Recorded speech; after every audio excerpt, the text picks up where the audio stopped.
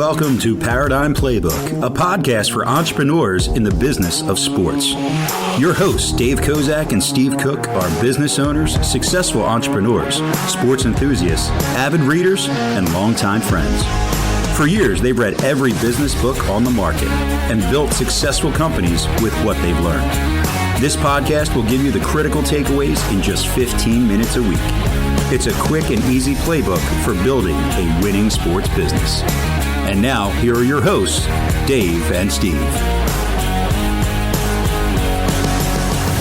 Looking for small business consulting? Visit ParadigmPlaybook.com to book a session with us. Hi, everyone. Welcome to Paradigm Playbook. I'm Steve Cook, and I'm not alongside my normal host today, Dave Kozak. Dave is out and about this week, but we're lucky we have the very influential and good friend of mine, Lynn Ledford, is on with us today as a playmaker. We do, Lynn, so you know, we do discussion topics on the podcast, but then we also do these interviews that we call playmakers and people that are influential in the sports business, and it's where I put you in there. So I appreciate you coming on board here.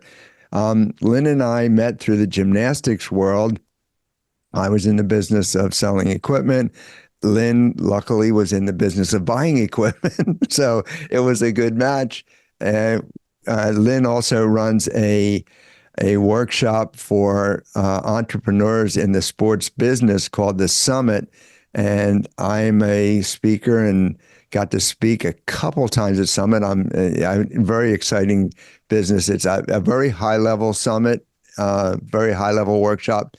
But we'll get more information on at the end of this podcast. If anybody wants to find out if there's openings or if we can sign up more people for that. So Lynn, welcome to Paradigm Playbook. Thank you, Steve. Thanks. So if you will, I like to start at the beginning. So where were you before you opened your first business, and what was the push that got you to decide to be the entrepreneur that you are?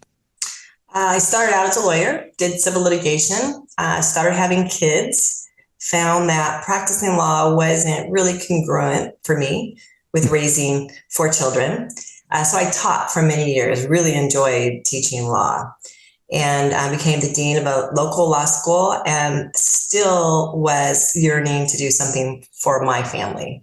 And I grew up in the sports business. My parents owned a tennis club. I was really comfortable with making a living in a sports environment. It felt like home to me. And so I set about and went into my home office with my husband. We made a business plan that we were going to do some kind of a youth business, probably sports and activities with children.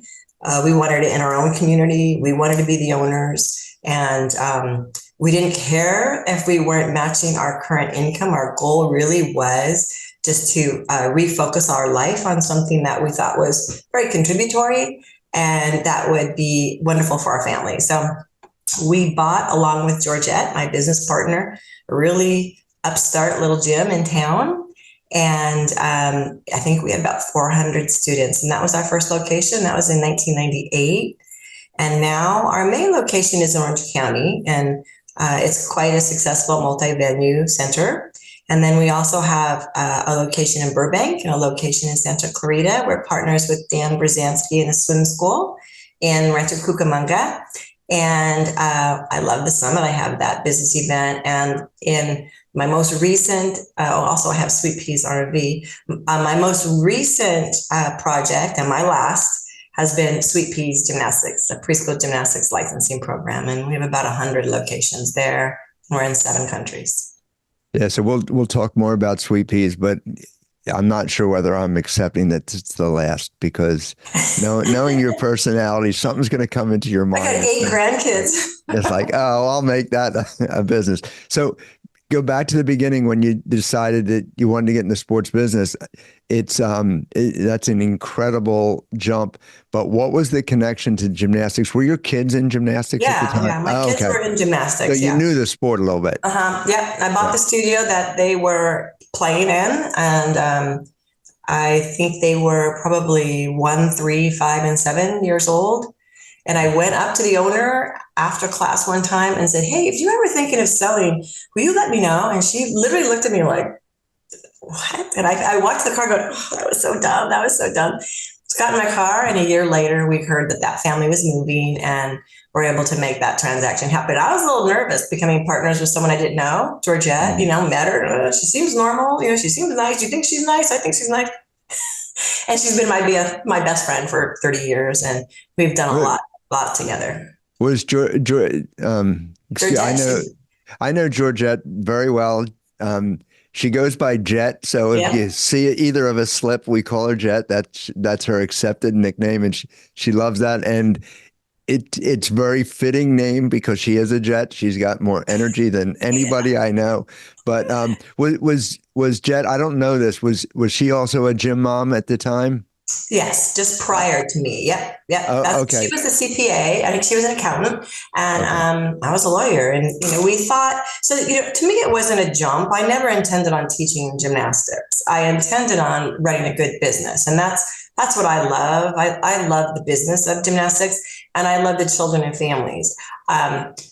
I did a little gymnastics. I definitely swam. The swimming came easy to me. We have a preschool program. I was at one time a preschool student. I've participated in all these things, but I knew my role was going to be program development, curriculum, marketing, legal, and running the business. So I'm the CEO of our companies, and Georgette is the CFO, and has been a really great ride for us. And I will say, for anybody out there, I had one location for years. I was picking up kids at 3:30 and coming back to work with them. And I was perfectly happy with one location. You can make mistakes on one location. It doesn't have a far-reaching effect. And yet you can learn what you need to learn on one location. So I was really happy. It wasn't until my kids were grown that I said, I feel like I don't know what I'm doing now. Why don't we expand? We're not in the throes of soccer practices. Let's get to work. And so that was our goal. We've had the most fun the last 10 years or so. It's been really great. So a couple of things. The two things that most gymnastic club owners don't have is a lawyer and an accountant. So that's a little bit of a jump on a lot of them out there, because it's like that's the first outsourcing expense for many clubs. They have to, engage a lawyer to handle, hopefully minor things, but and an accountant becomes an essential. So, it sounds like a great partnership. We also talk to many clubs that go in opposite of you with a strong passion for the sport or a strong passion for teaching, and we're trying to teach them to gain a passion for the business. So you come at it from the other side of it, but it's interesting. From my perspective to see both sides of this. So one of the struggles that many people have is the idea of a partner. So I know all the good stuff. Tell me some of the dirt. What's hard about having a partner in business? I feel it's a good thing. I don't have anything to say about Georgette except for positive things. In reality, the money is there and you're going to be splitting that. So there's a very real aspect of it is you don't take home all the profits. You're going to be sharing that with somebody else. But of course, you're sharing the work. I am positive that neither one of us alone, even though we were both competent, would have done what we've been able to enjoy were we going at it alone. So there's that. Now we have an interesting dynamic. We know our lanes. We talk about it often. And even though I came from a legal background, that was such a small part of my life. Most of what I do is the creative and the program development and the people things. And Georgette definitely works as a CFO. So we stay in our lanes and we contribute to the other lane, but I've never insisted on anything financial, and she's never insisted on anything curriculum-wise or marketing or narrative. So, we like our lanes and we complement each other really, really well. We got fortunate. I know there are some nightmare partnerships out there. We truly have the most fun. And I missed that. She moved to Florida. We're in our last 10, 20 years probably of doing this full time. And she moved to Florida. And so, I miss being in the office with her every day. And so she comes out once a month, and we've made put processes in place so that we can, of course, stay in touch and enjoy each other. We're going to Vegas this weekend for the swim conference. So we're going to go to a football game and we got a show and we can maintain the friendship. But we've been fortunate. The synergy created by a partner, I think, is what's critical. And, I like the way you put it, you stay in your lanes, and that way you're contributing to it, and the sum of the parts becomes greater as you grow. We have a lot of partners that go into this, and, Joe and I think exactly the same. We both want to coach high level, and it becomes more of a challenge if partners are very almost identical and they want the same things, and there's more conflict arising there than if you have that synergistic responsibilities that work towards each other. So I think that's exciting, and partners are great. So how big was that first gym when you bought the first gym?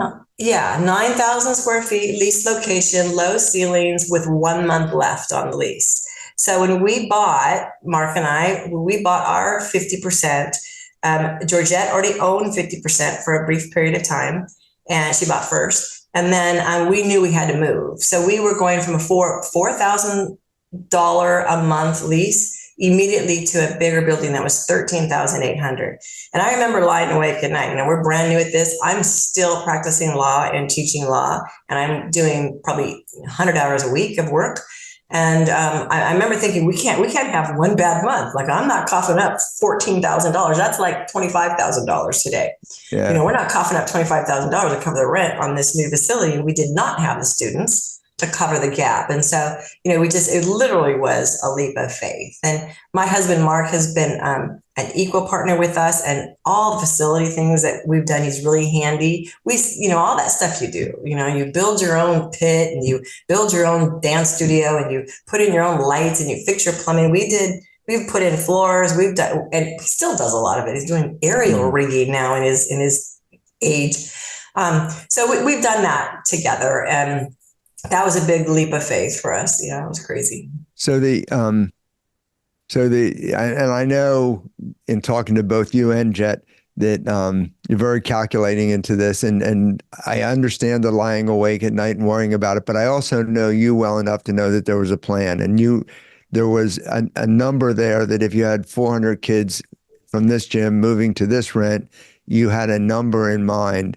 So what kind of growth number were you looking at to justify that building? Well, the first one, we felt if we had 600 or 700 students right away, we'd hit a break even. But it was 2.5 years later that we went from, that was an 18,000 square foot facility. And around the corner, a brand new 27,000 foot building had gone up.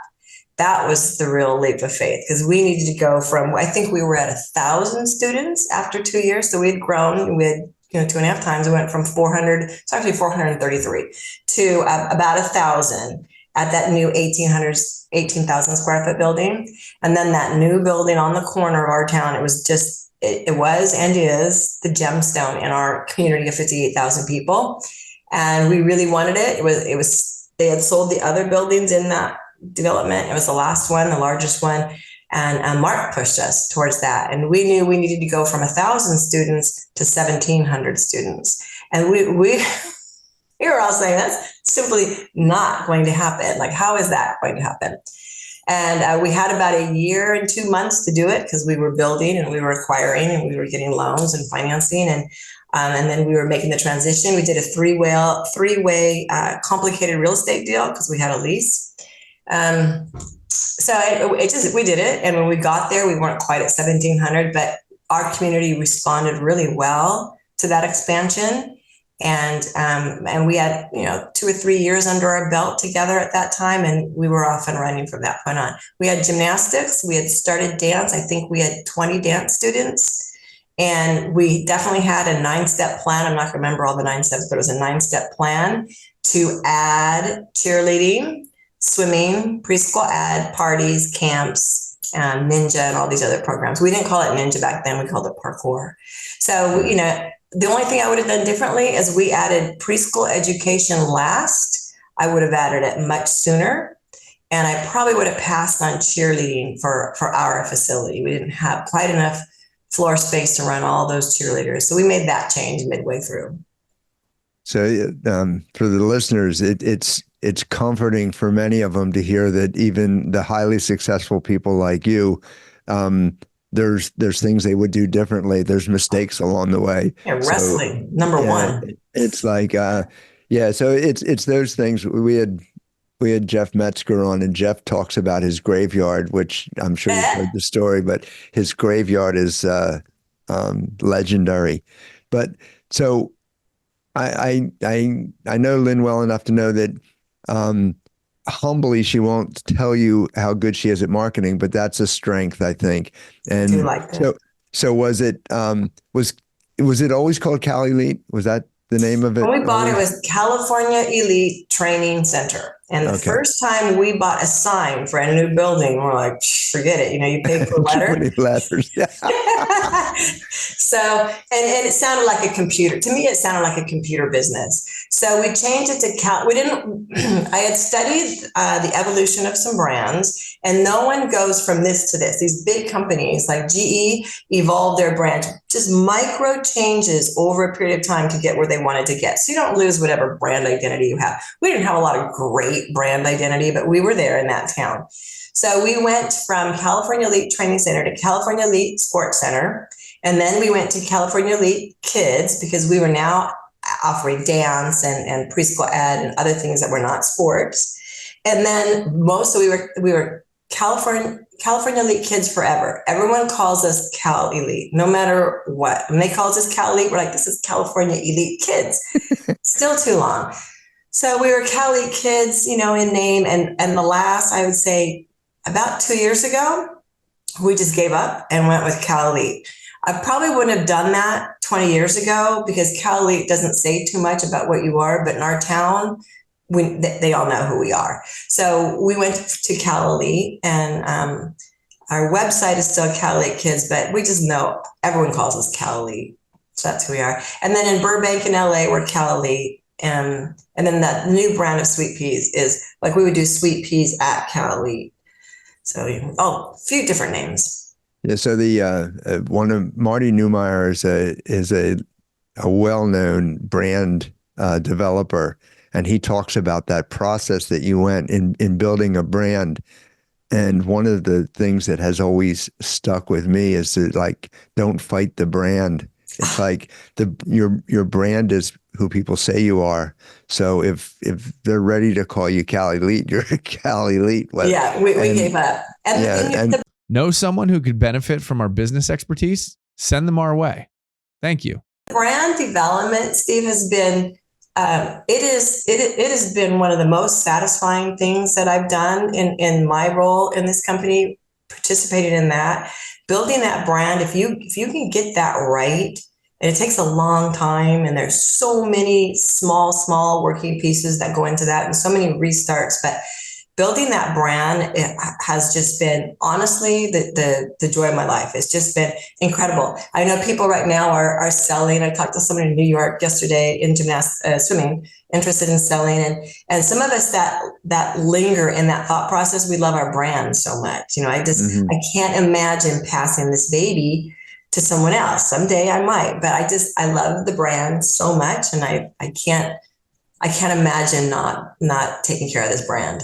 Yeah, we're living in a world of equity investors right now that see the business we're in, which is child development business, is huge right now. So equity investors like it. It's you have two things I want to talk about. One of the big things in our business is that you have predictable revenue streams over and over, but there is still a concern over churn or losing and refilling your enrollment. So how big of a challenge has that been? What's your feeling on churn in a child development business? So that's been, every year I try to choose something that I feel like studying. And I've studied retention and churn about 8 or 9 years ago, and it's on the forefront for me again right now. really I'm interested in growth, but retention plays into your brand. So when you look at our flywheels of how we're running our business and where our glitches might be and what's working for us, clearly if we're dropping students more or equal to what we're bringing them in, we're not going to grow. I just looked at, in preparing for a presentation, I looked at the biggest ride in Disney is the People Mover. And it does like 30 or 40,000 people a day. It moves you, across the park.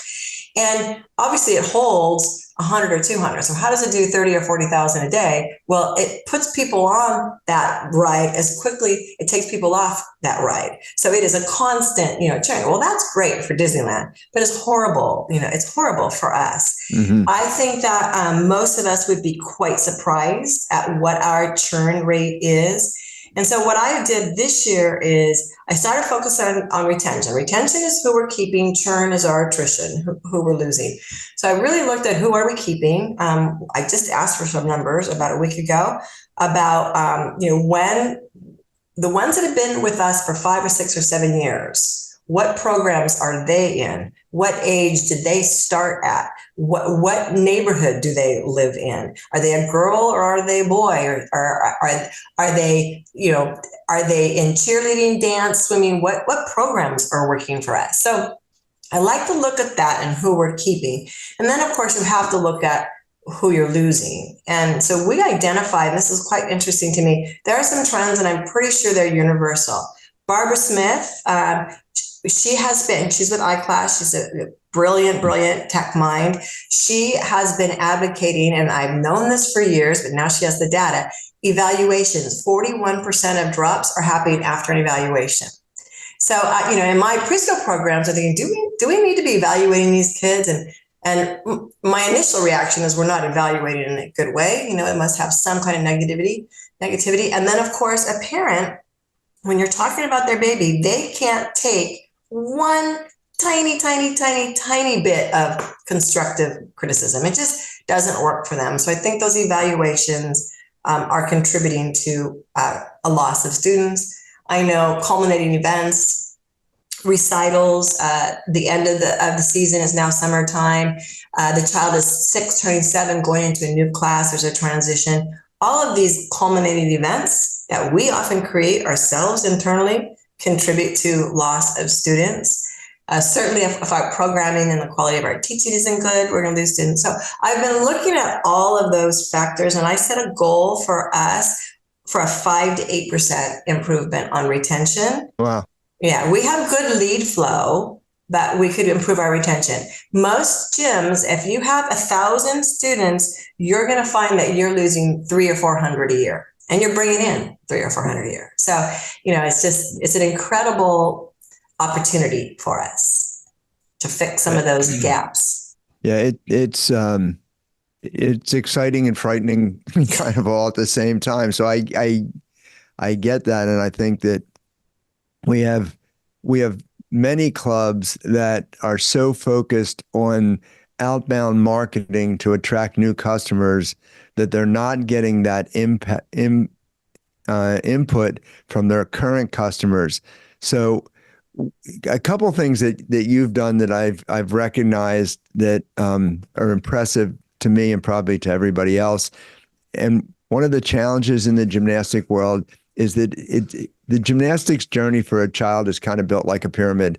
You start at this level and fewer go to this level and fewer go to this level. And so it has a built-in attrition to the gymnastics community. And one of the things that I've seen that you do and do well is, and I believe you call it performance gymnastics. Yeah. So to me, if you could talk a little bit about performance gymnastics, I still think it's not in most clubs around the country, but I think you do it marvelously. I'm glad you asked that question, Steve, because I feel it is something that could help 95% of gyms out there. So in 2003, we made a really volitional choice to step away from competitive artistic women's gymnastics. And at that time, I was going to take a break from team. Since then, we did add competitive acro, another discussion. But knowing that team is a lure to students to stay, even though it's only 2 or 3 or 4 or 5%. And knowing that team brings your gym recognition, so you can be a little bit more successful in that outbound marketing. I knew we needed to replace it with something. I was watching Cirque du Soleil. And so gymnastics at that time was, USA Gymnastics was a $17 million a year operation. And Cirque du Soleil was in the billions already. So I'm thinking, okay, they were harvesting our gymnasts. It was our kids grown up finding this avenue that was not us. And so we did our first thing in 2006 or 7. We called it Cats. Every child was dressed in a cat costume. We did 16 numbers, quite in what I would now call a linear fashion, about cats. Really cute. And then over time, and we probably lost 5,000 or 6,000. My intention was never to make money. My intention was retention. I wanted parents to see in a really theatrical, fun way what these gymnastic classes were doing for their kids. So now, years and years later, we do 2 big productions a year. We have about 1,100 kids that participate in each show, from the Mommy and Me classes all the way up to our national high-level acrobatic gymnasts. We run the same production 15 or 16 times over a weekend. They're 45 minutes long. We develop the themes. Half of our gym is now painted black like a theater. We have stage curtains, we have lighting, we have sound systems, we have fog machines, we have computers, we have stages, we have risers, and we have a backstage. We do a full-on production, and we bring in $30,000 or $40,000 of income for this little weekend, which is fun. And it is now a profitable endeavor, even though we still continue to buy equipment and things. We just had a meeting this week and talked about a rear throw projection screen to do backdrops, so we can get out of renting backdrops. And so it's quite beautiful. We spend quite a bit of time on picking themes and picking music and cutting music and getting the choreography done and marketing for it and selling the tickets and setting up the gym. But it becomes very organically the talk of our town, and it absolutely improved our retention. I don't remember the number, but it's like 260%. It was just incredible. So now these kids who were never going to be on team, had no desire to be on team, they want to come 1 hour a week, maybe 2, maybe 3, but they want to do fun things with their gymnastics, and gymnastics is fun. And so we found the performance was actually quite fun. And we have full-on costumes and makeup and hair and props, and we have motors that lift aerial athletes up. And we just did it little by little. Every year we buy something new and try something new. Incorporating aerial was great for that. We have about 200 or 300 aerial students. I think you've seen a little bit of the aerial because we often show them off at the summit. And they lend quite well. They allow dynamics in your production. So there's things up high. We tend to be quite little in our business, so all the athletes are performing on the ground. So this really helped us. So it's been phenomenal. I mean, it's just been, and we just practice in class. There's no special rehearsal. Yeah, it's incredible. I have seen some of it, and I just love it. I love the fact that that all the kids involved, and the kids aren't all the same size or shape, or it's like everybody's involved. Every kid is smiling, and they find, whatever that child's skill is, that you find a way to put them in. Yeah. So I go out on a limb and say that was unusual creativity for a lawyer. So that is awesome. And there's 2 more things I want to hit on before this time goes fast. But you've talked about Sweet Peas a couple of times. So Sweet Peas is another area where Lynn decided to grow and grew basically into a related but new business. Tell us about Sweet Peas. Okay, so I really believe in the concept of water the green. So in our business, whatever we're doing well, I always say before we try to fix things, do more of that first. So what we have always been really good at is preschool gymnastics. We're good at it. We have good teachers. We've always had a good program. It's been our most profitable program, our highest enrollment program. So in about 2018, I thought that our preschool program needed rebranding. And it just suddenly just like funked on me that, my gosh, we just look like everybody else. We're all the same. We all run the same animal action song. We all use, royal blue carpet bottom foam. We all use the same wedges. We all, so they went on Beam. Let's go to Beam today. And so I wanted to take this program that was already great and really rebrand it and really do well with it. So I spent 2 years, and I was good at this by this point, to be honest with you. And we changed the colors, we added characters, but we made a few really volitional choices. And one was it's going to be straight gymnastics. So we're not going to do romper room. We're not doing it's floor, bars, beam involved. We were committed to gymnastics. Gymnastics. We don't have to make any excuse for gymnastics. That those 4 apparatuses offer us so many fun things to do. And then 2, we really wanted to focus on the developmental benefits of gymnastics. Now, in our sport, we know this. We when we are working in gymnastics with kids all day, we know how great it is for kids. And sometimes we say things like, "Well, this is building core strength," but there's about 10 very reoccurring benefits that happen in almost every single skill that we're teaching. So we focused on those, created really in-depth lesson plans, hired some outside help, did some focus studies, made some big changes like 1 year age division. That was a big change for us. They're 1P, 2P, 3P. We went to half-hour lessons on Any Parent and Me. That was a big change that was influenced by some people that are really into child development. And when it was all said and done, our program was beautiful. And then I thought, dang, that was so much work. It'd be nice if someone else could benefit from this. And, I thought about franchising, and you tend to have an adversarial relationship. So honestly, I looked toward Casey Wright and Ninja Zone, talked to her a little bit, and just loved the idea of licensing. Our goal has been, I honestly was not interested in another revenue stream. I like the project. So we've never changed the pricing on it. It's always been the same price since the beginning. And there is no initiation fee, and we're trying to make it as affordable as possible for as many gyms as possible. Now, we tend to get a lot of the big gyms because they have a dedicated preschool manager and it's easier for them to implement. But we also have really tiny gyms who, $199 a month for them is a big deal. And so we're working hard at value added, and it's really fun. Whether someone does, our sweet peas or in their own program, I can't speak enough about how important it is, and make sure your curriculum is teaching toward bilateral development and strength and motor playing, and that you're putting things out so the parents see that on your curriculum boards and your newsletters and your media campaigns. Talk about that. Be the expert in that. You really should be. Yeah. I love that. And I talk all the time about our role isn't to build gymnasts, it's to build people. Yes. And I think that's, and Sweet Peas starts with the starts at the beginning. So it's great.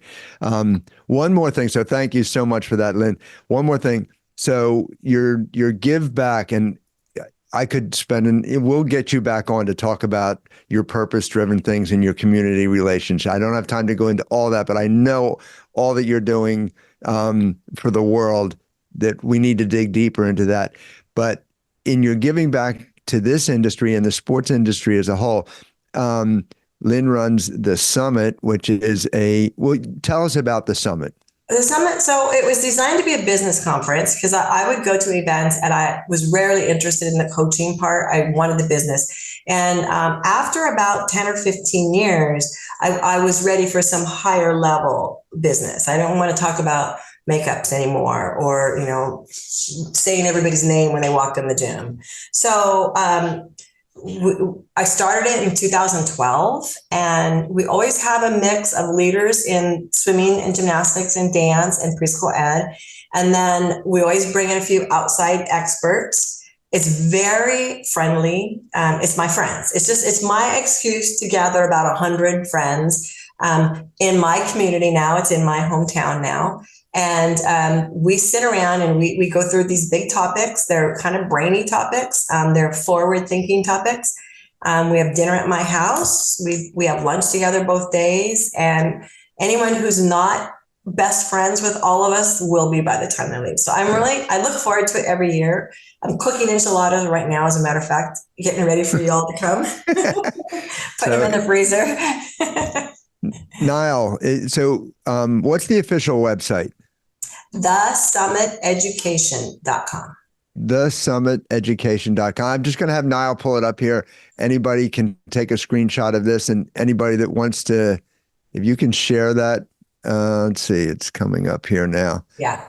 Our hotel, the room block expired yesterday, but there's still rooms. You just have to pay $10 more. Okay. So it's in Orange County.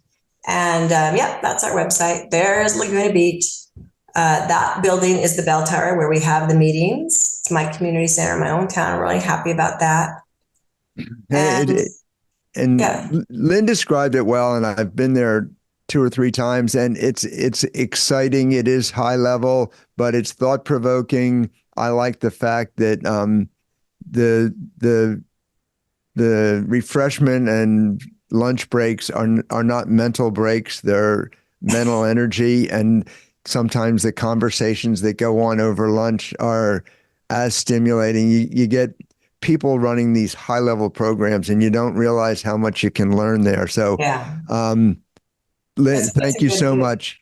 Yeah, Steve, thank you for having me. Okay. Now you can, so anybody that wants, if somebody wants to reach out to you, Lynn, is there an email or is there a way to reach out to you through either CalElite or the Summit? Yeah. My email is lledford@calelite.com. So it's LLEDFORD@CALELITE.com.